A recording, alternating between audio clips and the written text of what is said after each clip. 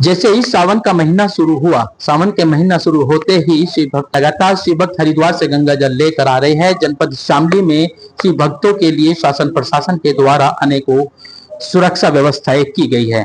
आपको बता दें, अभी कुछ दिन पहले एक शिव भक्त की कावड़ को खंडित करने का मामला सामने आया था, जिसमें शामली एसपी एमपी सिंह ने सक्रियता दिखाते हुए उस मामले को गहनता से जांचा और उस पर तत्काल प्रभाव से कार्रवाई करते हुए उस मामले को सोल्व करने का प्रयास किया।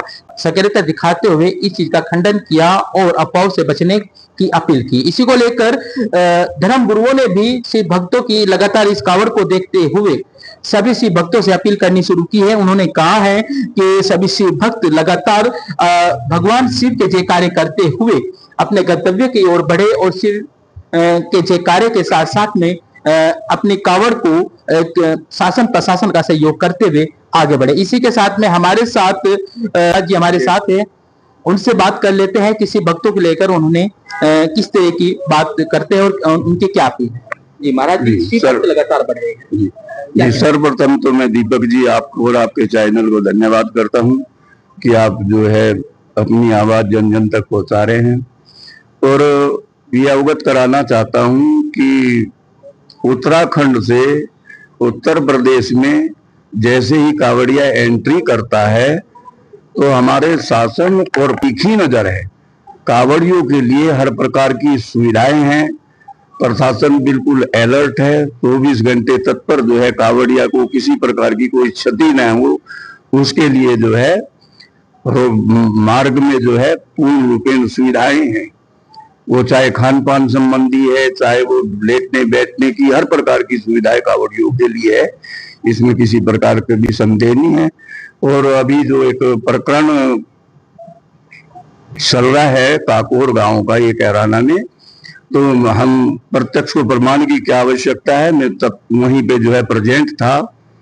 और जब हमने उस दृश्य का लोकेशन किया तो ऐसा वहां कोई बड़ा इशू नहीं था किसी प्रकार का कि कोई मांस आदि का कोई पोलोथीन बगा दी गई हो, ऐसा कुछ नहीं था वहां पे। और ये अनेकों प्रकार की भ्रांतियां हैं और देखो अराजकता तो सभी जगह होते हैं। और प्रशासन वहां पे जो है हमारे जो है कोतवाल साहब और हमारे थाना इंचार्ज और जो है सभी वहां पे तत्काल उपस्थित और लोकेशन का जायजा जो किया गया उसमें ऐसा कोई चिन्ह और प्रमाण नहीं था। कोई सूखी हड्डी पता नहीं प्राचीनता की कब से पड़ी हुई होगी, इतना तो जरूर था कि कोई एक पुरानी हड्डी वहां पे वो पड़ी हुई थी, वो अलग ही थी। उससे उस कावड़िया को एहसास हुआ कि कहीं भाई मैं मार्ग से चल रहा हूँ, ये हड्डी मेरे मार्ग में पड़ी है, कहीं इससे मेरी कावड़ तो खंडित नहीं हुई। तो हमने उनको समझाया, बताया कि भी ऐसा कुछ नहीं है, ऐसे कावड़ खंडित नहीं होती। कोई सोची समझी स्कीम के द्वारा तो आप पे कोई पोलोथीन नहीं बगाएगी, ऐसा कुछ नहीं है, भ्रांति नहीं करनी चाहिए। और जो है उसको इस बात से अवगत करा। और अभी और भी हम देख रहे हैं कि अनेकों प्रकार के जो है कुछ धार्मिक जो अपने को कहते हैं कि भाई हम जो है इस इशू को बड़ा बनाना चाहते हैं कि हम कराने में आग लगा देंगे या ये कर देंगे वो कर देंगे। देखो ऐसा नहीं बोलना चाहिए, क्योंकि एक बहुत बड़ा ये हमारा जो है प्रतिवर्ष का श्रावण मास का आयोजन है और ये जो है प्रशासन बड़े शांतिपूर्वक तरीके से इसको जो है पूर्ण रूपेण जो है प्रतिवर्ष इसको निकालती है इस यात्रा को। और हम ऐसे लोगों से ये कहना चाहते हैं कि इस प्रकार की भ्रांतियां न फैलाएं, इससे जो है समाज को क्षति होती है, हमारे राष्ट्र को क्षति होती है। और ऐसा कुछ नहीं है कि भाई किसी ऐसी भ्रांतियां फैला के जो है जनहित के लिए ये गलत सोच है। जो ये प्रकरण चला है, आप क्या मानते हैं, ये जो एक ऐसा भ्रम फैलाया गया कि ये कावड़ खंडित कर दी गई, जिसका कप्तान साहब ने भी जो है खंडन किया है, आप क्या मानते हैं कि यह सोची समझी साजिश है या एक भ्रमित हुए लोग? नहीं, ये कोई सोची समझी स्कीम नहीं है। और जो हमारे कप्तान साहब ने इसका खंडन किया है, बिल्कुल उन्होंने सही खंडन किया है। और ये ऐसे ही भ्रांति फैलाने वाली बात है, समाज में एक अराजकता फैलाने वाली बात है और इस पे ज्यादा वो ध्यान नहीं देना चाहिए। जितने भी शिव भक्त है, जो है सनातनी है, उनको ऐसी बातों पे ध्यान नहीं देना चाहिए। अच्छा देखिए, आप एक चीज बता रहा हूँ, जैसे कि आपने बताया बिल्कुल सही बात है कि भ्रम से बचना चाहिए, भ्रांति जो फैलाई जा रही है, कुछ लोग इस तरह के भ्रम से बचना चाहिए। अभी जो बयानबाजी चल रही है, वो कह रहे हैं कि कावड़ को खंडित किया गया, उनका क्या मकसद मानते हैं आप, क्या चाहते हैं?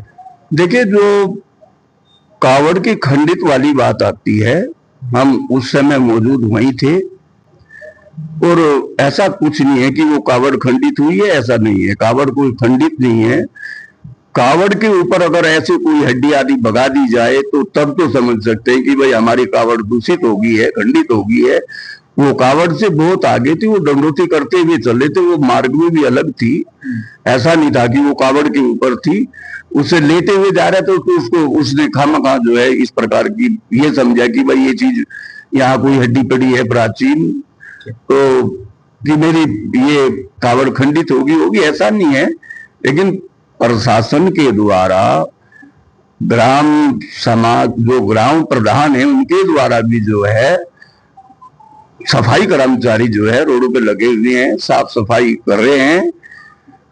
कोई ऐसी बात नहीं है, मार्ग में भी सफाई का पूरा ध्यान रखा जा रहा है। लेकिन अकस्मात कभी कोई प्राचीन ऐसी कोई वो हड्डी हो सकती है, किसी सफाई कर्मचारी की भी नजरों में न आई हो, तो ऐसी भ्रांतियों में न आए।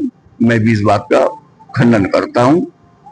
देखिए, बिल्कुल महाराज जी ने बिल्कुल बात सही कही है कि किसी भी तरह के भ्रम में ना पड़े। लगातार जो शासन प्रशासन के द्वारा कावड़ियों की सुरक्षा व्यवस्था की जो व्यवस्था की गई है, लगातार शासन प्रशासन कावड़ियों की इस यात्रा को सफल बनाने में लगा हुआ है, तो वही सनातनी धर्मगुरु भी लगातार कावड़ियों की इस यात्रा को सफल बनाने के लिए परमपिता परमेश्वर से लगातार प्रार्थना कर रहे हैं। वही धर्मगुरुओं का कहना है कि किसी भी तरह की कोई भ्रांति में ना पड़े और किसी भी तरह के कोई भ्रम में ना आकर ऐसा काम करे जिससे सनातन की प्रतिष्ठा को आ जाए। आपको बता दें, सनातन की प्रतिष्ठा को बचाने के लिए सभी सनातनियों को एक होकर, संगठित होकर इस महाशिवरात्रि के अवसर पर कावड़ यात्रा को संपन्न कराना होगा। ये सनातन धर्म गुरुओं की अपील है। और अभी हमारे साथ में जो महाराज जी है, उन्होंने उसका साफ खंडन करते हुए कहा है कि किसी भी ऐसे लोगों की बातों में आने की आवश्यकता नहीं है और भगवान महाशिव की इस यात्रा को संपन्न बनाने में